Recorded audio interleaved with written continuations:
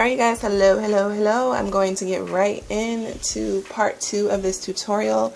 Where we left off in part 1, you had already cut out your fabric and you had it laying on the floor or whatever cutting board surface that you have. The next step, grab some scissors and pick any side of your fabric, and you're going to go ahead and cut all the way down your fabric up to the top where your waist is going to be.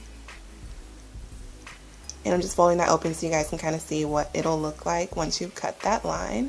Go ahead and fold your skirt inside out so that right sides are facing right sides, and make your mark. I do about 6 inches for my mark because I know my waistband is going to be 3 inches long and my zipper is 9 inches long. But if your zipper is longer or shorter, you can just kind of adjust there. But I make my mark at 6 inches and I pin it down all the way to the bottom from where I made my mark.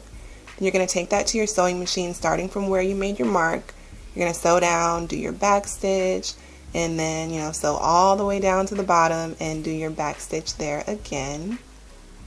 The next thing you're going to do is make your waistband. For my waistband, like I told you guys in part 1, I use the top of the sheet and it just gives it, a little more sturdiness to it. I go ahead and lay that out and measure out how long, my waist is going to be. So whatever measurement you use that. Then I also measure down. Like I said, mine is going to be a 3-inch waistband, so I measured to 6 inches. Cut it out, and this is what it looks like. I also cut out a piece of my stitch width-free, and I'm just going to place that on the top portion of my waistband. And I also cut out an additional piece of fabric since I am using stitch width-free. Make sure you guys use interfacing though. I just didn't have any. I took that to my ironing machine. I took that to my ironing board and went ahead and folded it over and put a crease in it so you guys can see that there. Then I unfolded it, laid it out nice and neat, laid down my stitch width-free. Again, you guys will be using the interfacing and just follow the directions on the interfacing. It's pretty similar. Go ahead and lay your additional piece of fabric, if you're using stitch width-free like me, onto your waistband. Get your iron and then go ahead and iron that down. And I'm just pressing to make sure that I get a good adhesion to my fabric. Once you've done that, I go ahead and fold it over again and put my crease back into my waistband. And this is what your finished waistband should look like depending upon how long you're making yours.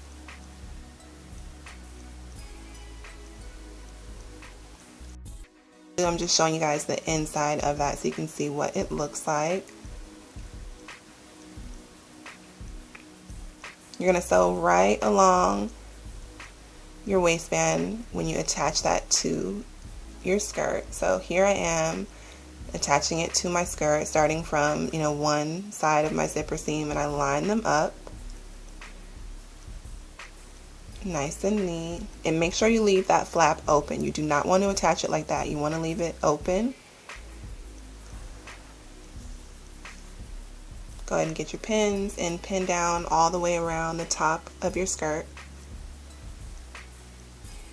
This is what it should look like once you have it all the way pinned down. And I am pinning the side where I did my stitch width-free or where you're going to have your interfacing at to the skirt. Then I always just kind of open it, fold it over to make sure I have it pinned to the right sides before I actually sew it down. You guys get an idea of what it'll look like once you do go ahead and sew that down. Go ahead and take it to your machine, sew down, do your back stitch, sew all the way around, and this is what it'll look like. Again, that flap is open. Don't sew it down to your waistband yet.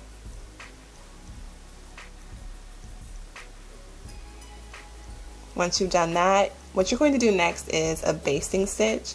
And a basting stitch is basically just using the widest stitch on your machine, and you're not going to back stitch.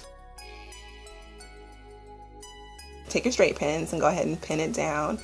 And usually what I do is right where I did my crease for my waistband, I just kind of line that up so everything's nice and neat. And then I'll take a straight pin to just kind of mark where I'm going to stop my basting stitch at, and put your pins all the way in. And again, so from right there where you made your mark at, and do your basting stitch all the way up to where you have your pin at. This is what it'll look like. You can see on the right, the basting stitch is larger, it's wider than, your regular stitch. And I'm just showing you guys that I went right up to the top of the waistband, still leaving it folded open. Go ahead and take that to your ironing board. You're going to iron that down, the hem down. So you can see kind of right where you sewed there, it was open. Go ahead and iron that down. Mine's not really neat. Like I said, you guys, I was rushing, but that's okay. It's on the inside. Take your time with your skirt. Go ahead and line your zipper up and put it the right side facing down. So that's the part that would normally be on the outside. Go ahead and pin it all the way down to the bottom of your zipper or wherever you made your mark at. So down, over, and back up. Here you guys can see what it looks like once you've sewed down. I did not sew all the way up to the top of the zipper, and I'll show you guys why in just a second, but I did sew down, over, and up. Next thing you'll do is go ahead and flip it over and use your seam ripper to undo that basting stitch. This is what it looks like. Go ahead and unzip it once you've done that. And like I said, since I didn't go all the way to the top, the reason I do that is because sewing around the top of that zipper can kind of cause your lines to go out and be a little wacky. So I just go ahead and then pin it back down, and then I'll sew from where I left off back up to the top of my waistband where my crease is at. Right there. I left my pins in because I just sew right over my pins, but you guys can see there. Again, it's not neat. Make sure you guys do yours nice and neat. And then go ahead and fold it over, and you're going to cut off the top portion of that zipper. I cut mine a little bit high off camera. I did go back and cut it just a little bit lower again because you want it to line up nice and neat. Here you guys can see this is what it'll look like once you go ahead and zip it up. You can clean up any, stray threads or anything like that are sticking out. Go ahead and unzip it. Now you go ahead and take the top of your waistband, and you're going to go ahead and just fold that over.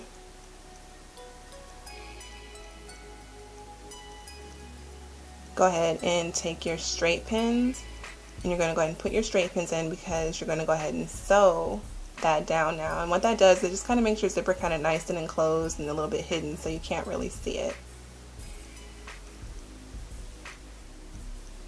And so from there to there. The next thing you'll do, which if this step is optional, but your waistband on the inside is not going to be attached. So you'll go over the top right there and just kind of go right back into that stitch and sew down. You want to try to be as nice and neat as possible.